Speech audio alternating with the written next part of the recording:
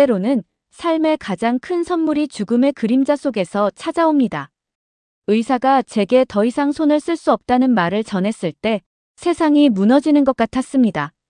그날 이후 처음으로 아이들의 얼굴을 진정으로 바라보게 되었고 아내의 한숨 소리에 귀 기울이기 시작했습니다.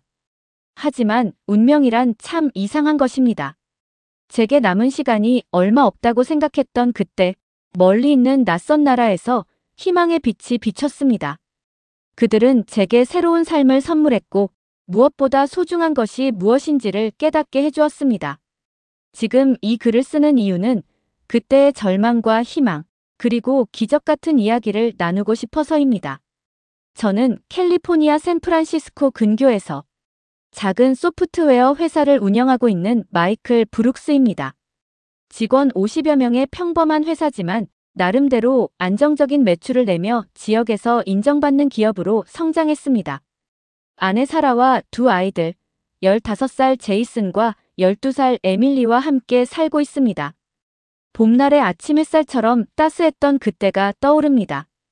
결혼하고 첫 아이가 태어났을 때 사라와 함께 밤새 아기를 안고 눈물 흘리며 기뻐하던 순간들. 작은 회사를 시작하고 첫 거래처를 따냈을 때의 설렘. 그리고 조금씩 회사가 성장하면서 느꼈던 작은 행복들까지. 모든 것이 순탄하진 않았지만 가족들과 함께였기에 이겨낼 수 있었습니다. 하지만 회사가 조금씩 커지면서 어느새 저는 가장 소중한 것들을 잃어가고 있었습니다. 아침 일찍 출근해 늦은 밤에 퇴근하는 날들이 많아졌고 주말에도 종종 거래처 미팅이나 해외 출장이 잡혔습니다. 회사를 키우는 일에 집중하다 보니 어느새 가족과의 시간은 뒷전이 되어버렸습니다. 아빠, 이번 주말에 제 농구 결승전이에요. 꼭 와주실 거죠? 아들 제이슨의 눈망울에는 항상 기대와 불안이 함께 서려 있었습니다. 몇 번이나 약속했다가 지키지 못했는지. 이번에야말로 꼭 가야지 하면서도 결국 또 다른 약속들에 밀려나곤 했습니다. 딸 에밀리는 이제 아예 기대조차 하지 않는 듯 했습니다. 피아노 발표회가 있다는 말도 더 이상 하지 않았고 주말 아침이면 친구들과 놀러 나가기 바빴습니다. 가끔 아이의 방을 지나칠 때면 문득 피아노 소리가 들려왔습니다. 언제 이렇게 실력이 늘었을까? 그 성장의 순간들을 모두 놓치고 있었다는 생각에 마음이 아려왔습니다. 아내 사라는 늘 제 곁에서 묵묵히 힘이 되어주었습니다. 아이들 학교 행사며 과외 활동이며 혼자서 모든 것을 챙기면서도 불평 한마디 없었습니다. 가끔 피곤해 보이는 아내의 얼굴을 볼 때면 마음이 무거웠지만 회사가 더 성장하면 더 많은 시간을 낼 수 있을 거라는 핑계로 저 자신을 위로했습니다. 그러던 어느 날 몸에 이상한 증상이 나타나기 시작했습니다. 처음에는 단순한 피로라고 생각했습니다. 하지만 손끝이 자주 저리고 가끔은 다리에 힘이 빠지는 듯한 느낌이 들었습니다. 평소 즐겨 마시던 커피 잔을 들다가 떨어뜨린 적도 있었습니다. 여보, 이제는 정말 병원에 가보는 게 좋겠어요. 사라의 걱정 어린 목소리에도 처음에는 괜찮다며 웃어넘겼습니다. 하지만 얼마 후 아이들과 함께 저녁을 먹던 중 포크를 떨어뜨렸을 때 더 이상 미룰 수 없다는 것을 깨달았습니다. 손이 제 마음대로 움직이지 않았고 아이들의 놀란 표정이 가슴을 무겁게 누르는 듯 했습니다. 그렇게 저는 지역 병원을 찾았습니다. 진료실 앞에서 검사 결과를 기다리는 동안 창밖의 하늘이 유난히 높아 보였습니다. 문득 며칠 전 아침 출근길에 본 단풍나무가 떠올랐습니다. 붉게 물든 잎사귀들이 바람에 하늘거리던 모습이 왠지 처연하게 느껴졌습니다. 의사가 진료실로 부르기 전까지 이런저런 생각들이 머릿속을 맴돌았습니다. 그리고 곧 제 인생에서 가장 어둡고 긴 터널의 입구에 들어서게 될 줄은 그때까지만 해도 전혀 알지 못했습니다. 그날따라 병원 복도의 형광등 불빛이 유난히 차갑게 느껴졌습니다. MRI 검사 결과를 들고 들어간 진료실에서 의사는 무거운 표정으로 스캔 영상을 하나씩 짚어가며 설명했습니다. 척수 모세포종입니다. 척수에 발생한 매우 희귀한 형태의 종양인데 척수에 국한되어 있지만 빠르게 진행하며 주변 신경을 침범해 전신 마비와 치명적인 합병증을 유발하는 종양인데 문제는 이 종양이 척수의 중앙부를 침범하고 있다는 겁니다. 의사는 잠시 말을 멈추고 제 표정을 살폈습니다. 이 병은 발생 빈도가 극히 낮고 치료가 어렵기로 악명이 높은 종양인데 종양이 주요 신경과 혈관에 밀접하게 연관되어 있어서 수술이 매우 위험할 수 있습니다. 게다가 이미 상당히 진행된 상태라 의사의 설명이 이어졌습니다. 제 증상들이 하나씩 이해되기 시작했습니다. 자주 느끼던 피로감, 손발의 저림, 근육의 경직, 모든 것이 이 종양 때문이었던 겁니다. 의사는 이 병이 전 세계적으로도 발생 빈도가 극히 낮으며 특히 제 경우처럼 척수 중앙부를 침범한 경우는 치료가 매우 어렵다고 했습니다.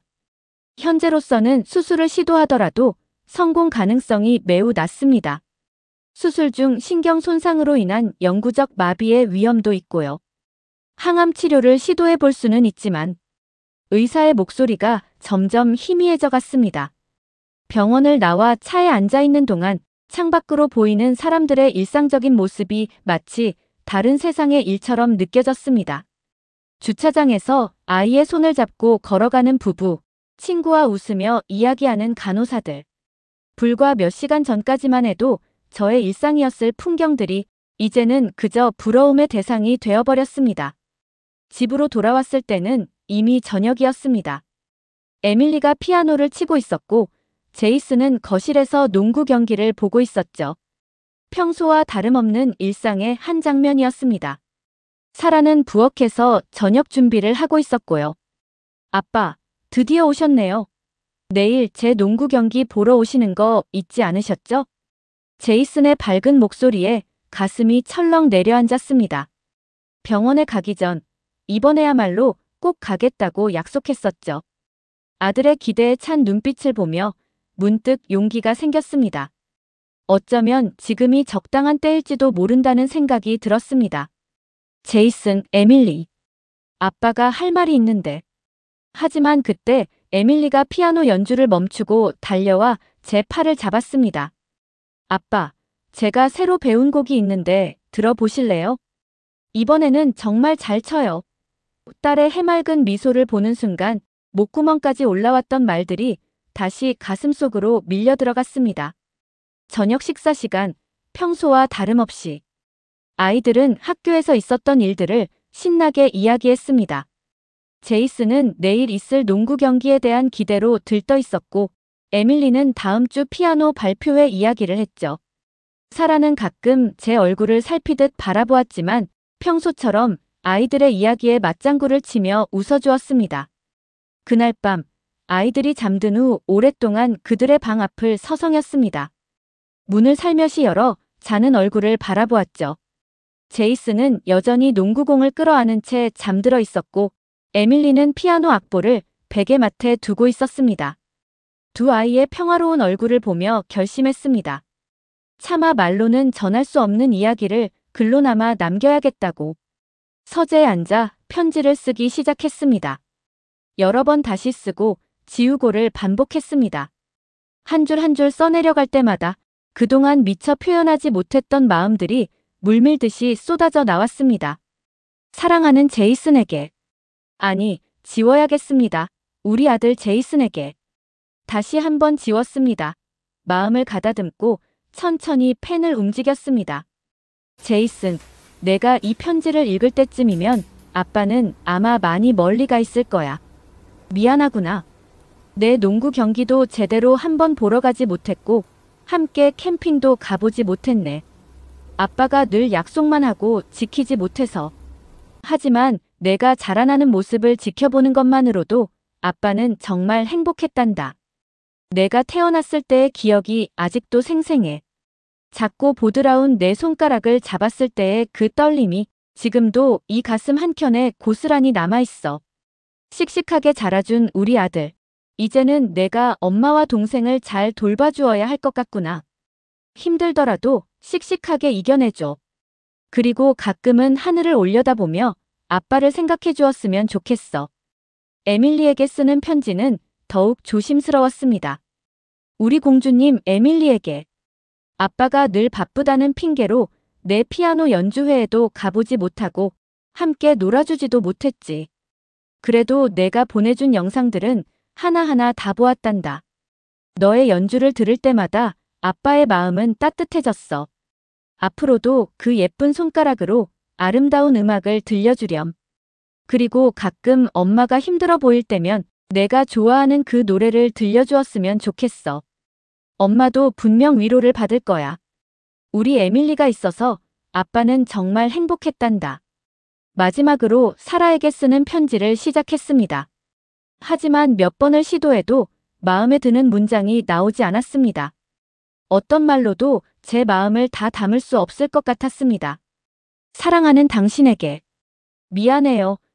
더 오래 함께하지 못해서, 더 잘해주지 못해서, 더 사랑한다는 말을 자주 하지 못해서. 당신을 처음 만났던 그날이 떠오르네요. 카페에서 실수로 커피를 엎지르고 당황하던 내게 당신이 다가와 휴지를 건네주었죠. 그때 당신의 미소가 얼마나 따뜻했는지.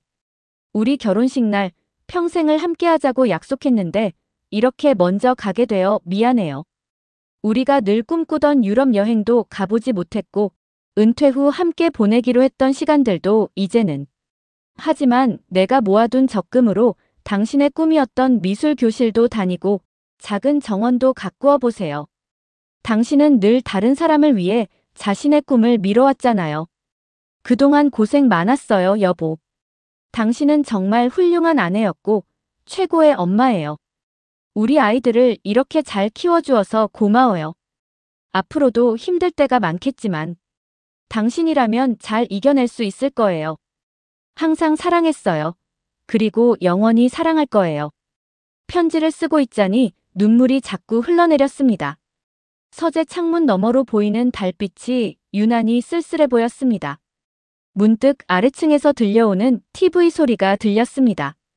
아마도 사라가 잠들지 못하고 있나 봅니다. 늘 그렇듯이 저를 기다리고 있겠죠. 책상 서랍에 편지를 넣으며 생각했습니다. 어쩌면 이 편지들이 영영 전해지지 않을지도 모른다는 작은 희망을 가지고. 그런데 그 희망은 제가 전혀 예상하지 못했던 곳에서 찾아왔습니다. 편지를 서랍에 넣은 후 삶은 마치 흐린 안개 속을 걷는 것처럼 더디게 흘러갔습니다. 아침이면 여전히 회사에 출근했고 저녁이면 가족들과 식사를 했습니다. 하지만 모든 것이 마지막이 될 수 있다는 생각에 일상의 매 순간이 무겁게 느껴졌습니다. 그러던 어느 날 밤 갑자기 심한 두통과 함께 어지러움이 찾아왔습니다. 화장실로 가다가 그만 복도에서 넘어져 벽에 머리를 부딪혔고 그 소리에 잠에서 깬 사라가 달려왔습니다. 구급차를 불러 응급실로 향하는 동안 더 이상은 이 사실을 숨길 수 없다는 것을 깨달았습니다. 응급실에서 의사가 제 상태를 설명하는 동안 사라는 한마디도 하지 않고 묵묵히 듣기만 했습니다. 하지만 창백해진 그녀의 얼굴에서 깊은 상처가 느껴졌습니다. 왜 이런 중요한 걸 혼자서만 안고 있었어요? 병실로 돌아와 처음 한 말이었습니다. 그리고는 제 손을 꼭 잡은 채 소리 없이 울었습니다. 이후 사라는 마치 다른 사람이 된 것처럼 변했습니다. 밤늦게까지 컴퓨터 앞에 앉아 무언가를 찾아보고 의학 서적을 뒤적이고 이따금 메모를 하는 모습이 보였습니다. 처음에는 별다른 희망이 없다고 생각해 말리려 했지만 사라의 눈빛에는 강한 의지가 서려 있었습니다. 여보, 이 자료들 한번 봐주시겠어요?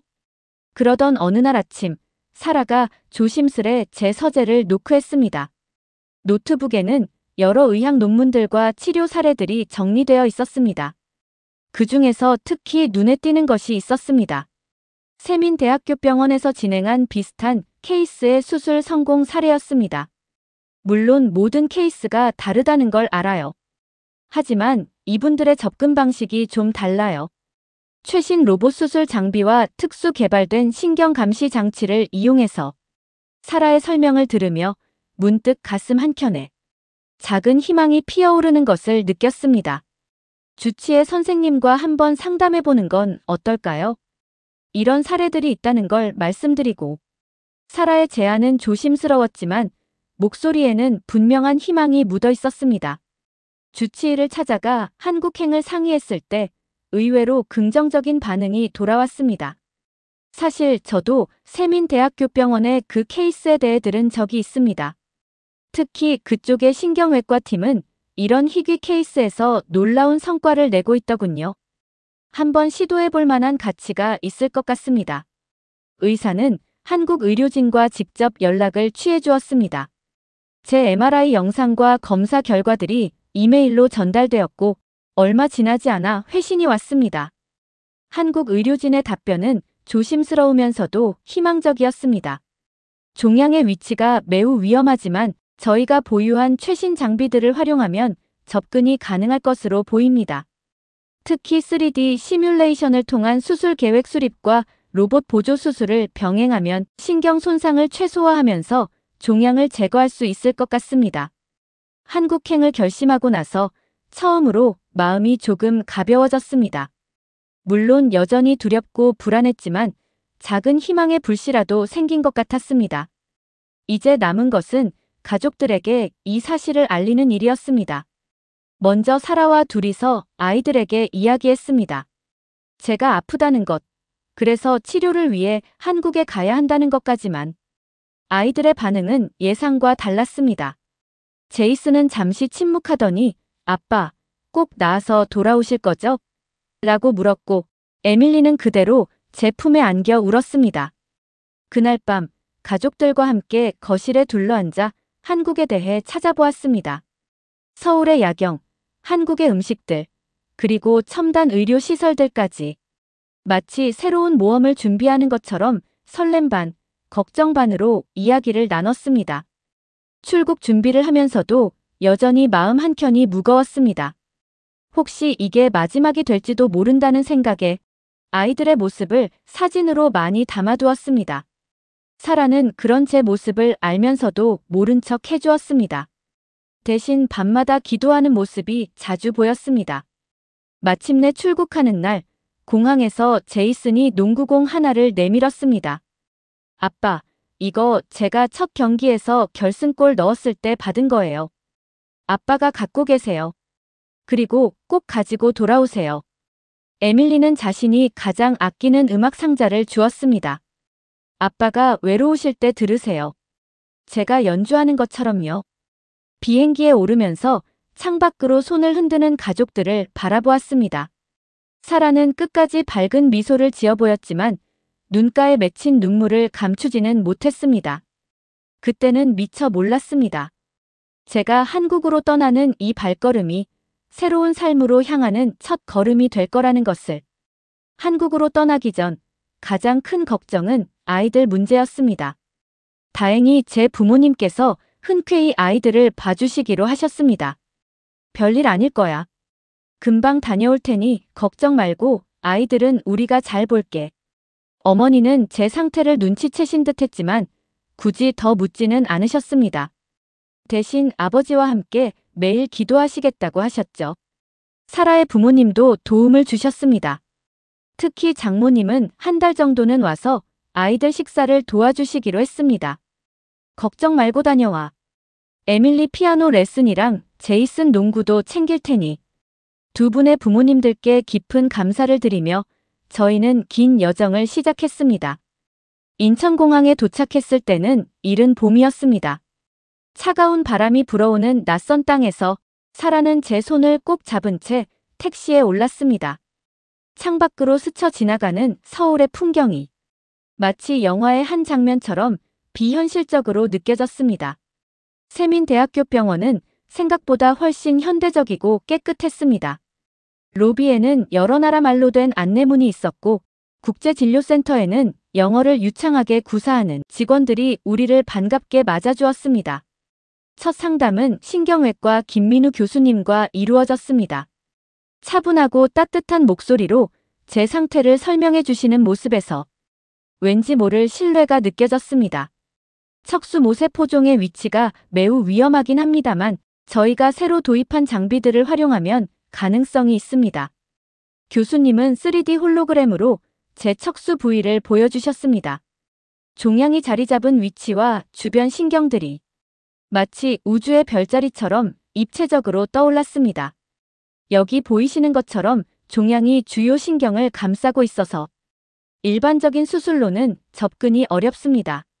하지만 저희가 개발한 미세신경 감지 시스템과 로봇, 수술 장비를 이용하면 종양만을 선택적으로 제거할 수 있습니다. 수술 전 준비 과정은 생각보다 길었습니다. 2주 동안 여러 검사들이 이어졌고 의료진들은 매일같이 회의를 거듭했습니다. 그들의 진지한 표정에서 이 수술이 얼마나 중요하고 어려운 것인지를 실감할 수 있었습니다.